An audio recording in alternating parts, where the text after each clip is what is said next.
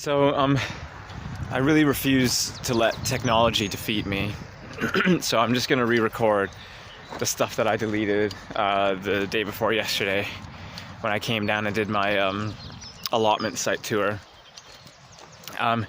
Basically, this whole field, everything here that you see now, didn't exist prior to the new year. Actually, really, I got the field plowed in October, and then there were some major delays, and I couldn't really do any much more work on it until it was, I don't know, like pretty well after the winter time. Like, I'm trying to remember now. I think it was closer to like like February time. So this whole area, all of this, looked exactly like that over there. It was just one big field. I got it plowed. I measured out the plots and got all the plots in. On my left-hand side, their large plots are 25 meters by 5 meters, and then towards the road, that's not a very good plot to show you. Towards the road is their 12.5 meter by 5 meter plots with really nice large paths in between, and then also this large 5 meter path down the middle. I built all 25 sheds that we gave for free to the allotment holders who had requested them. I used it as a training opportunity for my trainees. And yeah, people have been established here for a while, and they're growing like loads of food, and it's looking really good. The thing I did is I built this toilet block. As I mentioned, there's no water that goes to it. It's basically a container. So in the ground, there's a big tank that gets emptied essentially when it needs to be emptied. And yeah, it's kind of just like a really nice outhouse. Here you are. Got your hand sanitizer and your list of how to go to the bathroom. No, instructions. So yeah, that was quite the adventure, getting that all together. That tank was a big pain in the ass. We had to dig a hole, put concrete down, get like a crane thing, lower it in, make sure it's all perfect and level. And it was just absolutely terrifying because we did not have the right equipment. Now over here is where I installed the eco-friendly car park. So it's the same stuff that my footpath is. It's that eco-grid, but this was done a little earlier. This was done around the same time as the sheds. I think probably February-ish. Actually, the sheds were after, but anyways, this was probably one of the first things I was able to do. So this is starting to grow back in, and that's the whole point, is that the grass can grow through it. And this gets heavily used, so it's quite a testament to how strong it can be, and how good it is. But yeah, another thing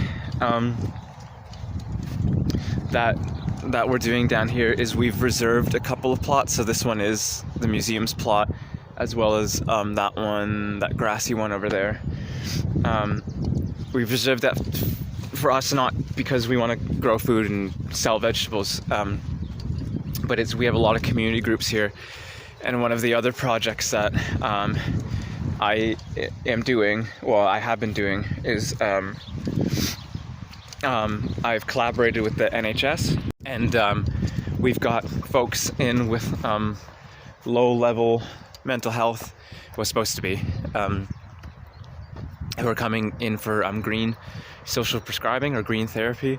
And on our plots, we're having them like grow food and show them that process. So we're doing other things with them as well, like some of the conservation work that I'm doing, some stuff on the crop field and in the walled garden up at the top that you saw in the other video. yeah, that's cool, but then it's also available for other community groups. I know Dementia Access who are interested in coming in and using it. Our new food growing officer wants to do like a no-till, like no-dig thing on half of the plot. There's just interesting things that we're doing there. One of the other things I did, aside from the stock fencing that I installed over there, because we will have grazing animals on that side, in the car park, in the toilet, in the sheds, is I've got these goddamn stupid, really cool, but frustrating water pipes installed. So we laid pipes all the way down the track, all the way to that way, all the way that way to that far shed, and actually an additional one up through to the livestock field. We laid pipes down, and it starts over at the road, because that's where the connection is on the road, which that was just horrible. But anyways, we do now have running water in these fancy standpipes. It does work, as you can see. But they're fancy because they're called no-freeze standpipes. What happens is that when you close the valve after you turn off the tap, the water runs back down. The valve is actually in the bottom, about a meter underground, where we buried them, and so the water should never be sat above ground level. So it should never freeze, pending temperatures don't get like too crazy cold. But yeah, I think that about sums up all that. You know, the last thing that the reason why these allotments are here, why I did this, is because if you go down the road over there, if you go down the road there, that's Coombs Lane. If you go down, there's an Esso gas station, and beside it is the original allotment site, and it's absolute junk. It's full of trash. People fly tip into it all the time off the road. It's really terrible for growing. The ground's not that great. It floods constantly. It's downstream. It's like right at the end of it's not the end of the river, but it's very downstream. It's at a very low point. If you go down there, you actually see a lot of the plots are like the ground is lower than the river itself. So we acquired that land and the woodland in between, and we were trying to think about what to do with it, because like how to improve it, because they don't have any running water. They've got no place to park. There's definitely no toilet. I mean, this is one of the only allotment sites I think that exists that have a toilet, like bathroom facilities.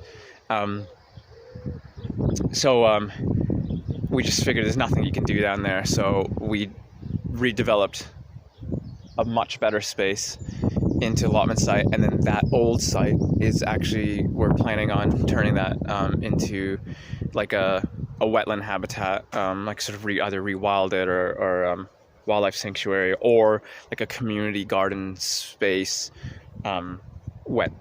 wetland type thing, where maybe we could put some benches. But we're definitely fencing it off, getting it secure, because people just throw trash into it, and I'm talking like big things like mattresses and like window panels and wire and concrete. It's really atrocious. But anyways, that's what prompted this, as well as the fact that we're the food museum and we have a community food growing space, so that, you know, that's great. But yeah, anyways, I think that's all the information that that I missed, that I really wanted to actually be able to show and not just like talk about. So yeah, technology 0, well, now technology 1, Tom, I think we're tied now.